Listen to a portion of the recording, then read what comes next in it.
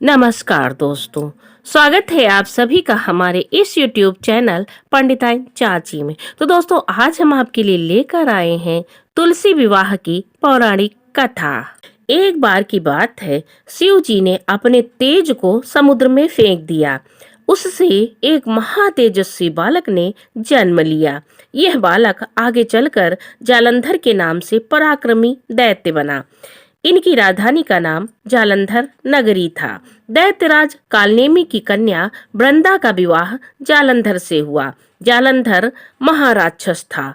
अपनी सत्ता के मद में चूर उसने माता लक्ष्मी को पाने की कामना से युद्ध किया, परंतु समुद्र से ही उत्पन्न होने के कारण माता लक्ष्मी ने उसे अपने भाई के रूप में स्वीकार किया। वहां से पराजित होकर वह देवी पार्वती को पाने की लालसा से कैलाश पर्वत पर गया और दोस्तों उसने वहां भगवान देवादिदेव शिव जी का ही रूप धर लिया और माता पार्वती के समीप पहुंच गया। परंतु मां ने अपनी योग बल से उसे पहचान लिया तथा वो वहां से अंतर्ध्यान हो गई। देवी पार्वती ने क्रुद्ध होकर सारा वृत्तांत भगवान विष्णु को सुनाया। जालंधर की पत्नी वृंदा अत्यंत पतिव्रता स्त्री थी। उसी के पति धर्म की शक्ति से जालंधर ना तो मारा जाता था, न ही पराजित होता था। इसीलिए जालंधर का नाश करने के लिए वृंदा के पति धर्म को भंग करना जरूरी था। इसी कारण भगवान विष्णु ऋषि का वेश धारण कर वन में जा पहुँचे, जहाँ वृंदा अकेली भ्रमण कर रही थी। भगवान के साथ दो मायावी राक्षस भी थे, जिन्हें देखकर वृंदा भयभीत हो गई।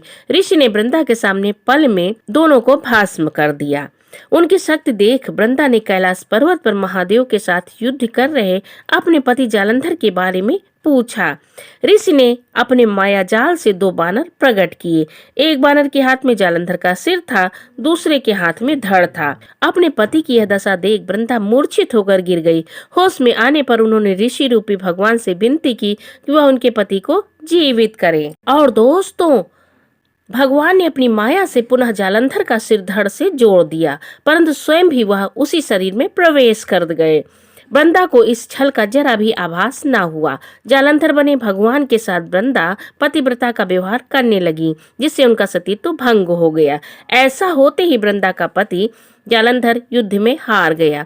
इस सारी लीला का जब वृंदा को पता चला तो उसने क्रुद्ध होकर भगवान विष्णु को हृदयहीन शिला होने का श्राप दे दिया। अपने भक्त के श्राप को भगवान विष्णु ने स्वीकार किया और शालिग्राम पत्थर बन गए। सृष्टि के पालनकर्ता के पत्थर बन जाने से ब्रह्मांड में असंतुलन की स्थिति हो गई। यह देखकर सभी देवी देवता वृंदा से प्रार्थना करने लगे कि वो भगवान विष्णु को श्राप से मुक्त कर दे। वृंदा ने विष्णु को श्राप मुक्त कर स्वयं आत्मदाह कर लिया। जहाँ वृंदा भस्म हुई थी वहीं तुलसी का पौधा उगा। भगवान विष्णु ने वृंदा से कहा, हे वृंदा, तुम अपने सतीत्व के कारण मुझे लक्ष्मी से भी अधिक प्रिय हो गई। अब तुम तुलसी के रूप में सदा मेरे साथ रहोगी। तब से हर साल कार्तिक महीने की देव उठावनी एकादशी का दिन तुलसी विवाह के रूप में मनाया जाता है। जो भी मनुष्य मेरे शालिग्राम के साथ तुलसी विवाह करेगा उसे इस लोक और परलोक में विपुल यश प्राप्त होगा। उसी दैत्य जालंधर की यह भूमि जालंधर नाम से विख्यात है। सती वृंदा का मंदिर मोहल्ला कोट किशनचंद में स्थित है।